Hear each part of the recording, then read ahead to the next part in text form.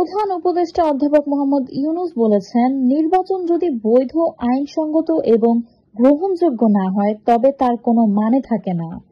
তিনি বলেন, দেশের ভবিষ্যতের জন্য একটি পরিচ্ছন্ন, অংশগ্রহণমূলক এবং উৎসবমুখর নির্বাচন নিশ্চিত করাই তার প্রধান দায়িত্ব।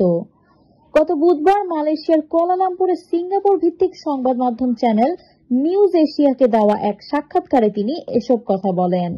অধ্যাপক ইউনূস জানান, সরকারে আসার পর যেসব লক্ষ্য নির্ধারণ করা হয়েছিল সেগুলোর অধিকাংশ অর্জনের দ্বারপ্রান্তে রয়েছেন তারা। তিনি বলেন, আমরা প্রায় আমাদের লক্ষ্যের কাছাকাছি পৌঁছে গেছি।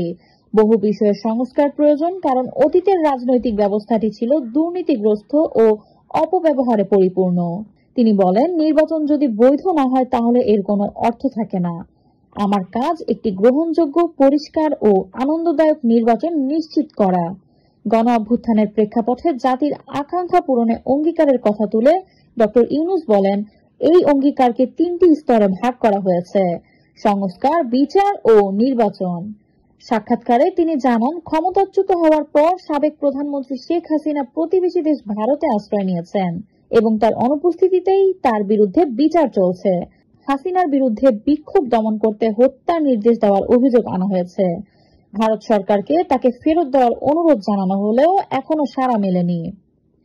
এ প্রসঙ্গে ইউনূস বলেন, আমরা ভারতকে বলেছি আপনারা তাকে রাখুন, কিন্তু এমন কোন সুযোগ যেন না পান যাতে দেশকে অস্থিতিশীল করতে পারেন।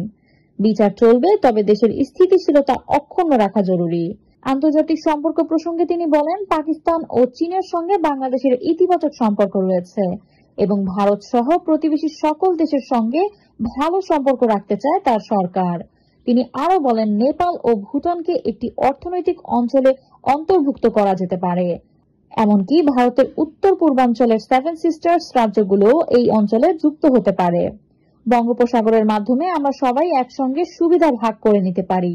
প্রধান উপদেষ্টা জানান, শুরুতে তিনি দায়িত্ব নিতে অনিচ্ছুক ছিলেন, তবে ছাত্র নেতাদের অনুরোধ ও জনগণের ত্যাগ তাকে এই দায়িত্ব নিতে উৎসাহিত করেছে। নির্বাচন সম্পন্ন হওয়ার পর রাজনীতি থেকে সরে দাঁড়ানোর ঘোষণা পুনর্ব্যক্ত করেন ডক্টর মোহাম্মদ ইউনূস। প্রিয় দর্শক, এই ছিল সর্বশেষ সংবাদ। পরবর্তী সংবাদ পেতে ক্লিক নিউজ 24 এর সাথেই থাকুন। ধন্যবাদ।